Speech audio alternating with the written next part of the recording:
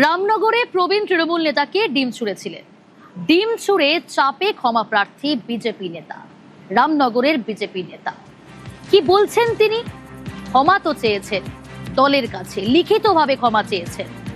সুজিত রয়েছে আরো বিস্তারিত জানাবে। সুজিত, তৃণমূল নেতার উপর ডিম থেরাপি করে তিনি ঠিক করেননি এ কথা তিনি জানালেন এবং ক্ষমা চাইলেন এবং প্রকাশ্যে তিনি ভিডিও করে নিজেই সেটা সোশ্যাল মিডিয়ায় পোস্ট করেছেন। কেন করলেন?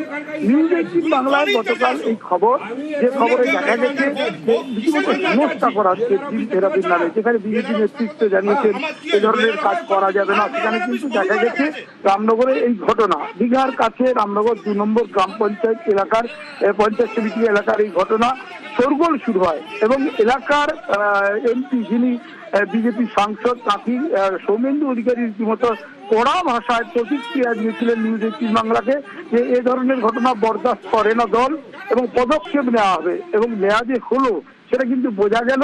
কারণ ইতিমধ্যেই তার যে চিঠি পাঠানো দলের কাছে, যে ক্ষমা চেয়েছেন, এটা দলের ছিল না, সরকারের ছিল না, অথচ তিনি বুক ফুলিয়েই বলছিলেন, বড়াই করে বলছিলেন সরকারের কর্মসূচি এই ডিম থেরাপি, তাই করছি। রীতিমতো তাকে বলা যায় ব্যাক গিয়ার মারতে হলো এবং সেটাই দেখা গেল। এবং তার ফলে যেটা বোঝা গেল যে বিজেপি নেতৃত্ব মুখে নয়, তারা কার্যক্ষেত্রে যে এ ধরনের বিষয়টিকে বলা যায় যে প্রশ্রয় দিতে নারাজ, সেটা বোঝা গেল কাশীর, বলা যায় পূর্ব মেদিনীপুরে, বলা যায় মুখ্যমন্ত্রীর জেলা, যেখানে রামনগর 2 নম্বর গ্রাম পঞ্চায়েতের ঘটনা। সুব্রত জানা অভিযুক্ত যিনি বিজেপি নেতা, তিনি আবার রামনগর 2 পঞ্চায়েত সমিতির বিজেপি সদস্য, তিনি কর্মাধ্যক্ষ তৃণমূলের, তাকে রীতিমতো মানস দাসের মাথায় ডিম ফাটিয়েছেন এবং তার রীতিমতো হেনস্থাও করেছেন। তবে একটা ভালো দিক, কালকে দেখা গেছে যে প্রতিবাদ কিন্তু করছিলেন বিজেপির কর্মী সমর্থক সাধারণ মানুষ। ডিম ছোড়াকে সমর্থন করছে না রাজ্য বিজেপি। কাঁথির সাংসদ সৌমেন্দু অধিকারী আগেই জানিয়েছিলেন কড়া পদক্ষেপ নেওয়া হবে। অত্যন্ত নিন্দনীয় কাজ হয়েছে। এই ধরনের কাজ পার্টি সরকার কেউই সমর্থন করছে না।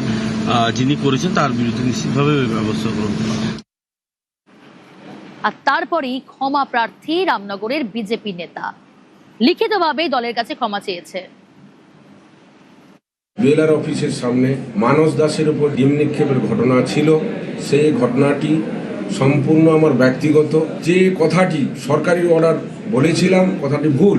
এর জন্য আমি সরকার এবং জেলা সভাপতি, মণ্ডল সভাপতির কাছে ভুল স্বীকার করছি। আগামী দিনে এইরকম কোনো ঘটনা যেন না ঘটে তার জন্য অঙ্গীকার করছি।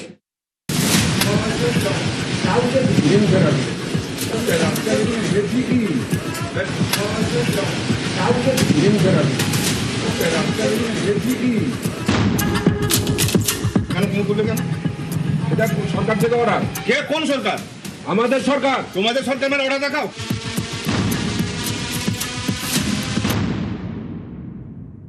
ডিম ছোড়া, গোবর ছোড়া এগুলো পার্টির কর্মসূচি নয়, এগুলো আমরা চাই না।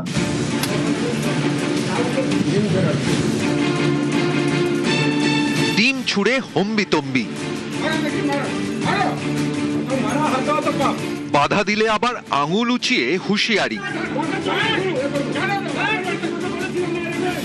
রাজপথে দাপট দেখাচ্ছেন যে বীরপুরুষ, তার নাম সুব্রত জানা। ইনি পূর্ব মেদিনীপুরের রামনগর 2 নম্বর পঞ্চায়েত সমিতির বিরোধী দলনেতা। যাকে ডিম ছোড়া হলো তিনি রামনগর 2 নম্বর পঞ্চায়েত সমিতিরই তৃণমূলের সদস্য, বছর 75-এর পূর্ত কর্মাধ্যক্ষ মানস দাস। প্রায় 15 বছর ধরে পঞ্চায়েত সমিতির সদস্য। ডিম ছুড়ে হম্বিতম্বি, প্রশ্নের মুখে আবার আজব দাবি, এ নাকি সরকারি নির্দেশ।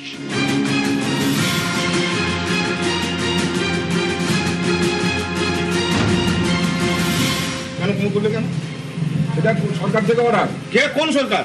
আমাদের সরকার। তোমাদের সরকার মানে অর্ডার দেখাও।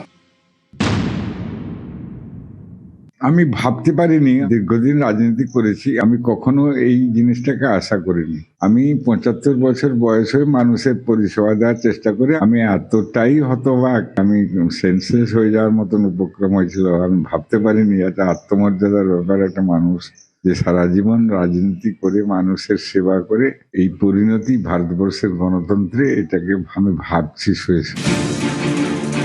বিজেপি নেতার দাবি তার কাছে নাকি অর্ডার আছে, অথচ বঙ্গ বিজেপির শীর্ষ নেতারা বারবারই স্পষ্ট করে দিয়েছেন ডিম ছোড়া কোনোভাবেই তাদের দলের সংস্কৃতি নয়। অভিযোগ উঠলে তার বিচারের জন্য আইন আদালত আছে, ডিম ছুড়ে বিচার হয় না। ডিম ছোড়া, গোবর ছোড়া এগুলো পার্টির কর্মসূচি নয়, এগুলো আমরা চাই না।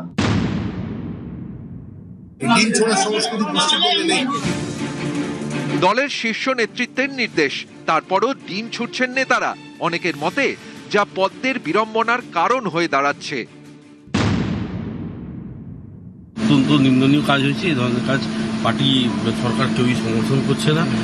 যিনি করেছেন তার বিরুদ্ধে নিশ্চিতভাবে ব্যবস্থা গ্রহণ করা হবে। ডিম ছোড়ার ব্যাপারটা আমি একদম এর সমর্থন করি না। আমি এই কথা আগেও বলেছি যে আমাদের একটা ডেমোক্রেসি নয়। আর্থিক তহবিলে সরকারের যেটা করার করুন, নিজেদের পাপের প্রায়শ্চিত্ত করুন, এলাকায় এসে কাজ করুন, কোনো অসুবিধা থাকবে না। আইনানুগভাবে আপনাদের বিরুদ্ধে যা ব্যবস্থা নেওয়ার নেবে, সেখান থেকে ছাড় হয়তো পাবেন না, কিন্তু এইভাবে পালিয়ে বাঁচাটা তো সলিউশন না। কতদিন পালিয়ে বাঁচবে? দলীয় নেতৃত্বের কড়া বার্তা, তারপরই সুনরম রামনগরের নেতার, তার মুখে আজব সাফাই। এটা পার্টির কর্মসূচি না, পার্টির সংস্কৃতি না। সরকার যেটা আমার গুরুর নাম সরকার। আমি পশ্চিমবঙ্গ সরকারের কথা বলিনি। আমার গুরু আছে যে মানে বিভিন্ন গাইড করে, আমি যার কাছ থেকে কিছু শিখি, ও আমার গুরুর নাম সরকার। সরকার তো এই সরকার আছে জুনিয়র পিসি সরকার, এই যেখানে ম্যাজিক দেখানো হয় না, ও তো তাকে ছড়িনি, আদর করে করেছি। ডিম খাওয়ার জিনিস চামড়াতে লাগলেও কোনো অসুবিধা নেই, ওটা কোনো অসুবিধা নয়। আমার মন্ডল সভাপতি এবং পার্টি এর থেকে ফোনও করছিল যে আমার এটা ভুল হয়েছে। আমিও সেটা দলের কাছে নিশ্চিত বলছি যে এটা আমার ত্রুটি ছিল। পূর্ব মেদিনীপুর থেকে পঙ্কজ দাশরথী, নিউজ 18 বাংলা। ডিম ছোড়াকে সমর্থন করছে না বিজেপি, একেবারে ডিম ছোড়াতে করা বিজেপি।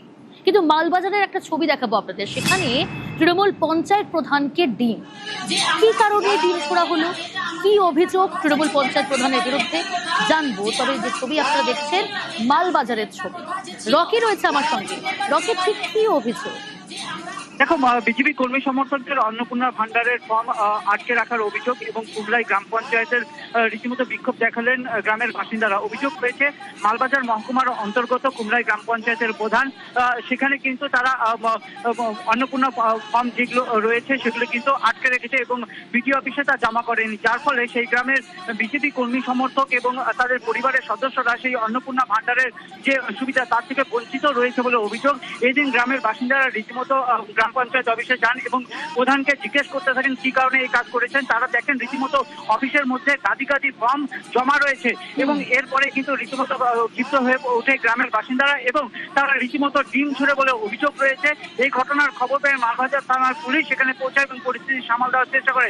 যদিও সাফাই দিয়েছেন প্রধান যে তিনি এই কাজ করেননি, বিডিও অফিসের তরফ থেকে আধিকারিকরাই এই কাজ সামাল দিচ্ছিলেন, এর সাথে তিনি কোনোভাবেই যুক্ত নয়। যদিও গ্রামবাসীর অভিযোগ যে এই ধরনের কাজ দীর্ঘদিন ধরে করে আসছেন এই প্রধান এবং পঞ্চায়েতরা, যার ফলে সমস্যায় পড়তে হয় এই এলাকার গ্রামের বাসিন্দা এবং বিজেপি কর্মী সমর্থকদের পরিবারদের। প্রিয়াঙ্কা, বেশ,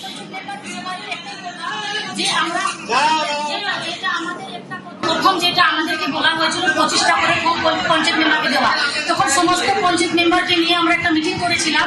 সেখানে আমাদের এলাকাতে যদি 600 মহিলা আছে, তাহলে সবার জন্য যদি আমাদের ফোন দেওয়া হয় তাহলে আমরা পঞ্চায়েত প্রধান মেম্বার আমরা দায়িত্ব নিব, কিন্তু সেই সময়তে ওইরকম কোনো আমাদেরকে ইনস্ট্রাকশন ছিল না। যদি আমার জিপিতে 5000 মহিলা থাকে, তাহলে সেরকম যদি ফর্মের ব্যবস্থা করা হয় তাহলে আমরা দায়িত্ব নিয়ে কাজ করব। সেই সময় ওইরকম ফর্মের কোনো ছিল না, এই জন্য আমরা সেখানে কোনো দায়িত্ব